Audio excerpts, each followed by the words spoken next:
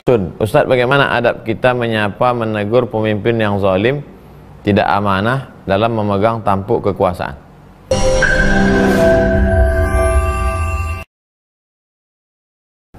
Assalamualaikum Ustadz. Waalaikumsalam. Ayah dan abang saya orang yang fasik. Apakah boleh wali nikah saya nanti paman saya saja?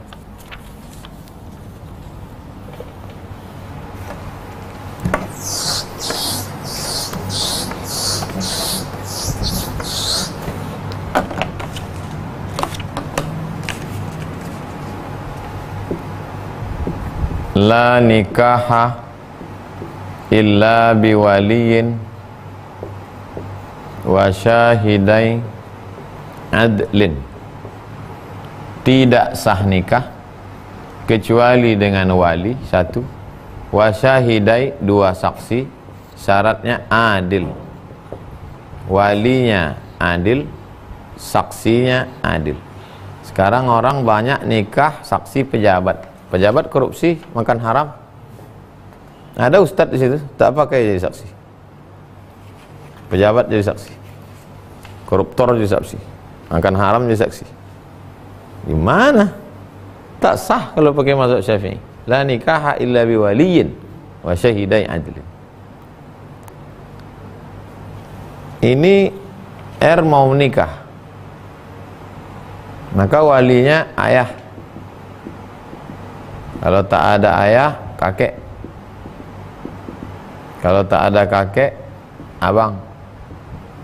Kalau tak ada abang, adik. Kalau tak ada adik, abang ayah. Kalau tak ada abang ayah, adik ayah. Ayahnya fasik, abangnya pun fasik, adiknya nampaknya tak ada. Yang tak ada disebut adik. Mau dialihkannya ke pamannya, langsung lompat kemari. Sementara mereka ini masih hidup, tak bisa. Makanya Pak Kua, sebetulnya itu jurus Pak Kua waktu sebelum nikah itu, Bapak saksi ya istighfar dulu ya, astagfirullahaladzim. Tujuan Pak Kua supaya orang ini nggak fasik, saat itu aja nggak fasik jadilah. Istighfar Pak, astagfirullahaladzim. Udah syahadat ya, asyhadu an la ilaha illallah, asyhadu anna Muhammadar Rasulullah. Sudah? Ya. Hai Abdul Razak. Aku nikahkan engkau dengan anakku dengan mahar sebentuk cincin emas tunai. Sah. Jadi mudah-mudahan ayah dan abangmu, ayah dulu, karena ayah masih hidup, Pak Kua nanti bimbing dia istighfar, syahadat, mudah-mudahan ketika itu dia tak fasik.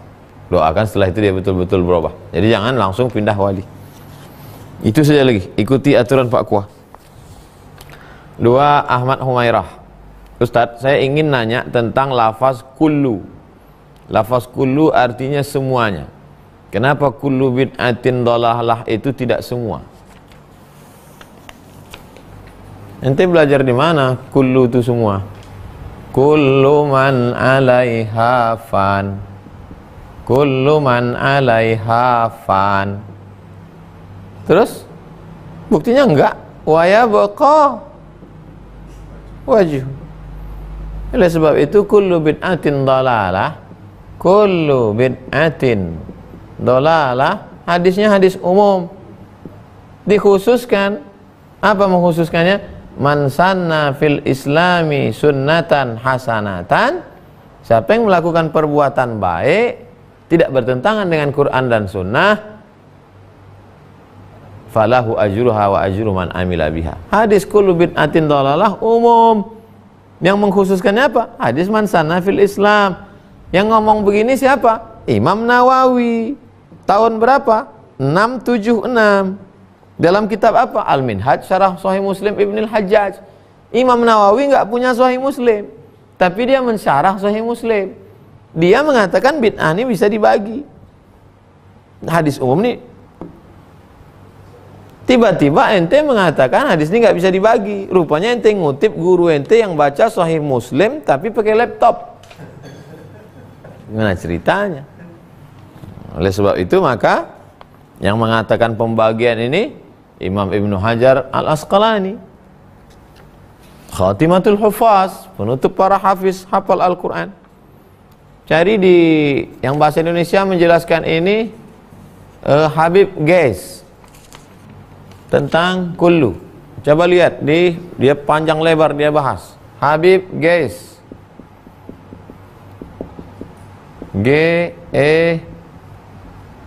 Habib Ghais, pembahasan kullu.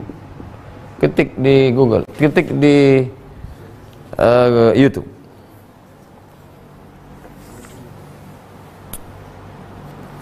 Habib Ghais tentang kullu.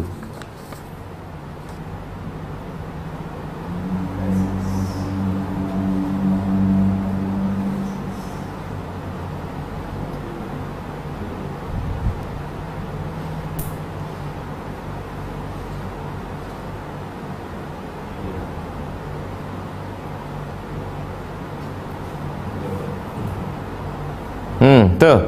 Tulis di situ Habib Ghais kullu Habib Ghais As-Segaf kullu bid'atin dhalalah.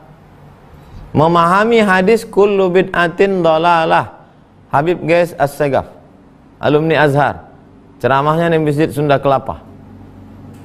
Jangan lupa follow Habib Ghais As-Segaf. Follow Instagramnya. Ini orang alim, alumni Azhar. Lihat itu Pak Ahmad Humairah. Baik, kita lanjutkan. Genzi Giopani. Ustadz, bagaimana proses ta'aruf yang benar menurut sesuai hadis Nabi SAW? Pertama, la yakhluwanna rajulun ma'amra'atin illa ma'adhi mahramin. Jangan dua-duaan. Jadi kamu, anda, bro, akhi, sedulur, datang ke rumah perempuan itu, lalu kemudian ada ayahnya atau ibunya, atau bukan maksudnya semua keluarga suruh datang. Ini mau Minang atau mau apa? Nah itu kemudian lihat wajah, tapak tangan. Melihat tapak tangan itu untuk membedakan apakah dia orang merdeka atau budak hamba sahaya zaman dulu, karena kalau kasar siap enggak punya istri budak. Kemudian wajah itu kata Nabi untuk memotivasi, untuk begitu melihat dua kemungkinan, makin motivasi untuk nikah atau makin motivasi tak jadi nikah. Itu guna untuk melihat wajah. Lalu kemudian setelah itu ma khaba man istakhara, tidak sia-sia orang yang istikharah, wa ma nadima man istasyara, tak akan menyesal orang yang musyawarah. Musyawarah dengan keluarganya gimana, musyawarah pula dengan keluarga antum, habis itu istikharah, fa idza azamta fatawakkal 'ala Allah. Kalau sudah tekad kuat, bertawakallah kepada Allah Subhanahu wa ta'ala. Simple. 4. Wira Rahmayona. Ustadz, jika ada keluarga sudah mampu naik haji tapi belum berangkat haji, adakah dalil agar menyegerakan haji atau tidak menunda haji? Man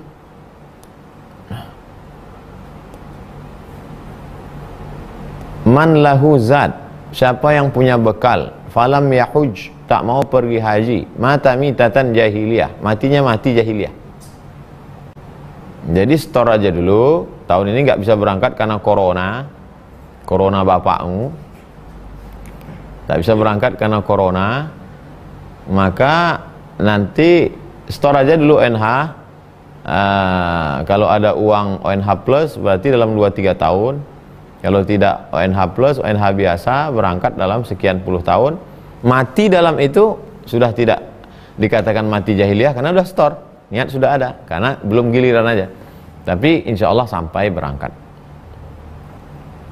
Terakhir Pak Mahsud, Ustadz, bagaimana adab kita menyapa menegur pemimpin yang zalim, tidak amanah dalam memegang tampuk kekuasaan? Pertama, kita tinggal di negara demokrasi, kita tidak tinggal di kerajaan Saudi Arabia, Mas Bro. Kita tinggal tidak monarki, raja mati naik anaknya. Kita tinggal di negara demokrasi. Cara menyampaikan aspirasi dalam demokrasi itu dua. Pertama melalui parlemen, anggota legislatif, DPRD, DPR RI, DPD. Kalau mentok nggak bisa, maka melalui unjuk rasa. unjuk rasa damai, bukan dengan menghancurkan bangunan, mengotori jalan, bukan.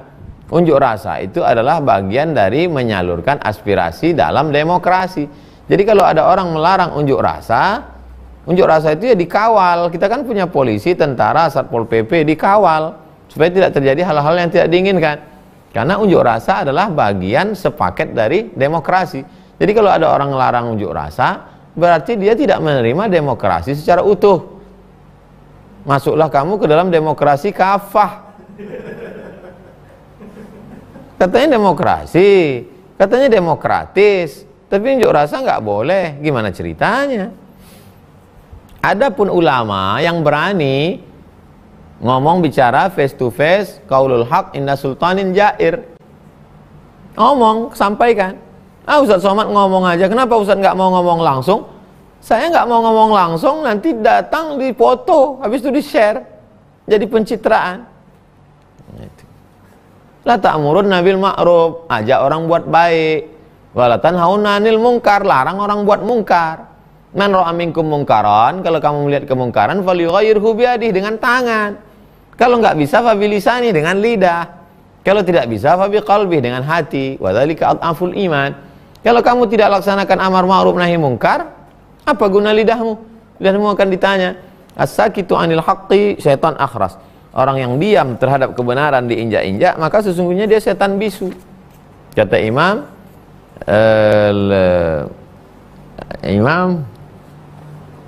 Abu Daqqaq, Abu Ali Ad-Daqqaq. Itulah kaji kita malam ini, mudah-mudahan bermanfaat. Terima kasih segala perhatian, mohon maaf atas segala kesilapan. Wassalamualaikum warahmatullahi wabarakatuh. Subhanakallahumma wabihamdika asyhadu an la ilaha illa anta astaghfiruka wa atubu ilaik. Wassalamualaikum warahmatullahi wabarakatuh.